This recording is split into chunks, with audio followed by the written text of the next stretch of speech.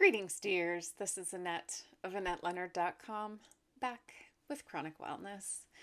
Thank you for joining me. Today I'm talking about alternate methods of healing, and I want to discuss the practice of energy medicine.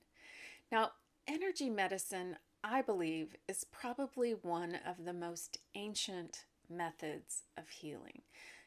I am certain that it predates our written histories, that this practice globally with our medicine healers and shamans is something that predates most other forms of healing as we know them. And today's energy medicine, at least here in the West, might look like reiki. It might look like medical intuits. It might go under the name of body talk or EFT or a variety of other names. And I myself have been to a number of energy medicine practitioners. And I think the theory probably goes that we have energy running through us. And whether you think of that energy as chi or as life force or as prana, or whether you think of this energy as what happens at the atomic or subatomic levels with particles, this energy is something we all have, and that it can be manipulated, it can be moved. And whether it is moved by someone else's energy, or whether it's moved by magnets, or whether it's moved by crystals, the notion that our energy can be influenced and therefore changed is one that means that we can impact the way that we feel, our levels of energy, the ways that we heal through our energy bodies.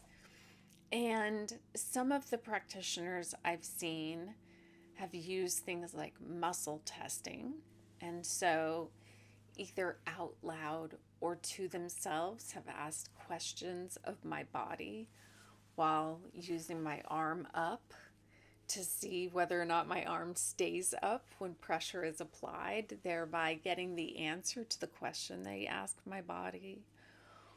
Or whether they're using signals from my pulse in the case of many Eastern traditions, or whether they're using signals from Ayurveda or other ways of reading my energy body.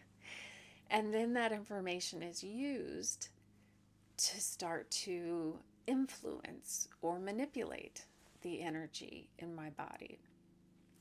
And as I've said, sometimes that's done by touch and sometimes it's done without touch. So in the case of most Reiki, that's usually done with hands hovering near the body while not touching the body. And my experience with energy medicine is that sometimes it's quite subtle. Sometimes I leave the space not sure that I'm experiencing anything different. And sometimes it's quite dramatic.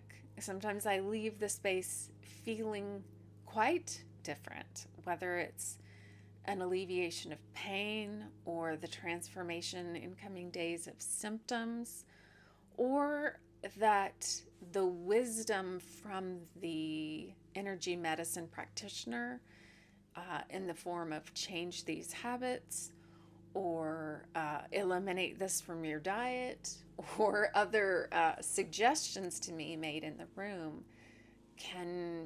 has made a big difference in my health or my sleep or the way that I'm feeling in coming days and weeks. It's important to get good recommendations about energy practitioners. And so if this is a modality that you're considering, I would talk to other people. I would talk to other patients. I would use their reviews and guidance to help you decide on what practitioner to see. And if you don't know anyone who has seen an energy medicine healer, then do a good job interviewing that person, maybe talking to them about what you could expect in an appointment and what kind of results you'd be likely to see, and experience for yourself and decide whether or not it's worth doing again. What's nice about energy medicine is that the risks are low. You're unlikely to experience negative side effects. You're unlikely to be harmed by a practitioner of energy healing. Have you tried it? Do you practice it regularly? Are you someone who knows how to perform energy healing? These are the questions that I have. And as ever, hearing from you delights me and is the reason I do this, folks. So please sound off in the comments and let me know. And until we're together again, thanks for being here and thanks for spending a little time with me.